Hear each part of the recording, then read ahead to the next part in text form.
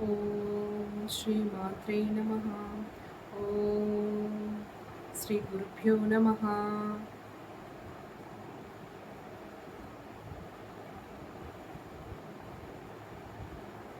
Hi అండి అందరికీ. అందరూ ఎలా ఉన్నారు? బాగున్నారు కదా? నేను మీ శారదాని. సో ఈరోజు మన టాపిక్ ఏంటంటే, మనలో చాలామంది ఎలా అనుకుంటూ ఉంటామంటే, అరే మనం ఎన్ని పూజలు చేస్తున్నాము, వ్రతాలు చేస్తున్నాము, ఇన్ని చేస్తున్నా కూడా మన లైఫ్లో ఎటువంటి చేంజెస్ అనేవి లేవు. ఎక్కడ వేసిన గొంగలి అక్కడే ఉంది. ఎలాంటి మార్పులు లేవు. మనం చేస్తున్న పూజలు వ్రతాలు అన్నీ వృధా అయినట్లేనా అని అనుకుంటూ ఉంటారు కదా. సో నేను ఒక చిన్న స్టోరీ చెప్తాను, వినండి. ఓకేనా?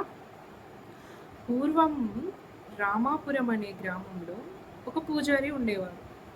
ఆ పూజారి ఎప్పుడు కూడా గాయత్రి మంత్రాన్ని జపం చేస్తూ ఉండేవారు. ఎలా అంటే, గాయత్రి మంత్రం తన నాలుకపై నాట్యం చేస్తూ ఉండేలాగా.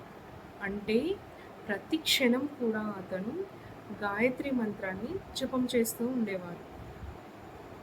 కానీ తను ఏంటంటే చాలా కటిక పేదరికంలో ఉండేవారు. అందరూ కూడా ఏమంటారు, "నువ్వు ఇంతగనం పూజలు చేస్తున్నావు, ఎప్పుడూ అమ్మనామమే జపం చేస్తూ ఉంటావు. నీ లైఫ్ ఏంటి ఇలా ఉంది? నిన్నెందుకు ఆదుకోవట్లేదు?" అనేసి చుట్టుపక్కల చాలామంది కూడా అనేవాళ్ళు తనతోటి. అలాంటి మాటలు తనని చాలా బాధ పెట్టేవి అన్నట్లు.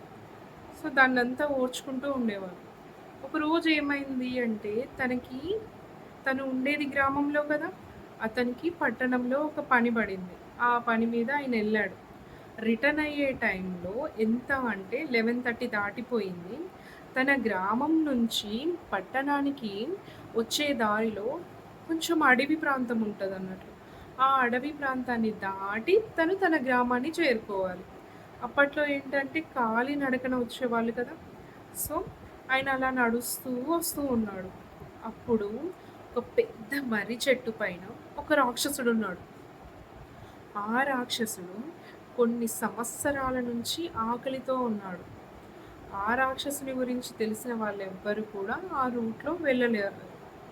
కానీ తినికి ఆ రోజు తప్పలేదు కదా! మన పూజారి గారికి. వస్తూ ఉన్నారు.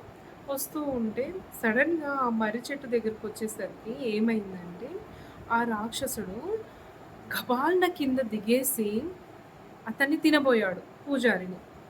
అప్పుడు ఒక్కసారిగా ఏమైందంటే, ఆ పూజారికి, రాక్షసుడికి మధ్య పూజారి చుట్టూ ఒక వలయంలాగా పేరుకుపోయిందన్నట్టు. వలయంలా వచ్చి చేరింది.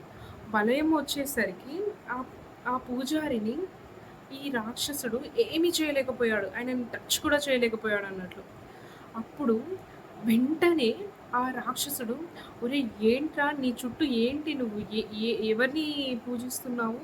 నీ చుట్టూ ఈ రక్షణ వలయం ఏంటి? నువ్వు నా చేతిలో ఈరోజు ఆహారం అవ్వాల్సిన వాడివి. నీ పూజల వల్ల నిన్ను ఏదో శక్తి నా నుంచి నిన్ను కాపాడుతుంది" అనేసి గట్టి గట్టిగా అరుస్తున్నాడు. వెంటనే పూజారి తను చేస్తున్న జపము ఏదైతే సాధన ఉందో అది వెంటనే గుర్తొచ్చి, ఆ అమ్మ గాయత్రి అమ్మ గుర్తొచ్చి ఆయన కన్నుల వెంట కన్నీళ్ళనేవి ఆగట్లేదు. కంటిన్యూయస్‌గా ఇలా ధారల్లా వస్తున్నవి. కింద కూలబడిపోయి ఆయన ఒకటే చిన్న పిల్లాడు తన తల్లి కోసం ఎలా ఏడుస్తాడో ఆకలితోటి, ఆ విధంగా వెక్కి వెక్కి ఏడుస్తున్నాడు. "అమ్మ నన్ను క్షమించు. నేను నువ్వు నాతో లేవు అనేసి నేననుకున్నాను. ఈరోజు నేను ఈ ఇంతటి రాక్షసునికి ఆహారం అవ్వాల్సి వస్తుంది అని బాధపడ్డాను. నువ్వు నాకు రక్షణ వలయంలా నన్ను కాపాడుతున్నావా తల్లి" అనేసి ఒక చిన్న కిడ్ ఏడ్చినట్టు ఏడ్చాడు. అర్థమైందా? మీరు చేస్తున్న పూజలు, వ్రతాలు ఏవి కూడా వృధా కావు. ఎందుకంటే మనము పూర్వజన్మలో ఎలా పుట్టామో తెలీదు. ఏమేం చేశామో తెలీదు. ఆ కర్మలన్నీ ఉంటాయి కదా! అవన్నీ ప్యూరిఫై అవ్వాలి కదా! అవన్నీ ప్యూరిఫై అవ్వడానికే ఈ జన్మలో మన పెద్దవాళ్ళు ఇలా చూపించారన్నట్లు. పూజలు, వ్రతాలు ఈ ప్రాసెస్‌లన్నీ ఏంటంటే మన కర్మలని తగ్గిస్తాయి. కంటిన్యూ కంటిన్యూయస్‌గా అవి మొత్తం తగ్గిపోయిన తర్వాత ఏంటంటే, అప్పుడు మనకి గుడ్ టైమ్ అనేది స్టార్ట్ అవుతుంది. అలా అని దేవ దేవుళ్ళు మనకి తోడుగా లేరు అనేసి మాత్రం అనుకోవద్దు. వాళ్ళు ఎప్పుడు కూడా మనల్ని ప్రొటెక్ట్ చేస్తూ ఉంటారు. మనం ఈ శరీరంతో వాళ్ళని మనం చూడలేము. ఈ మాంసపు కళ్ళతోటి వాళ్ళని మనం చూసే అంత ఎనర్జీ మనకు ఉండదు. అంతే. సో, మన పూజలు, వ్రతాలు ఏవి కూడా వృధా అవ్వవు. ఖచ్చితంగా అందరికీ ఒక టైమొస్తుంది. ఆ టైం కోసం పాజిటివ్ యాటిట్యూడ్ తోటి వేచి ఉండండి. Thanks a lot. Thank you so much.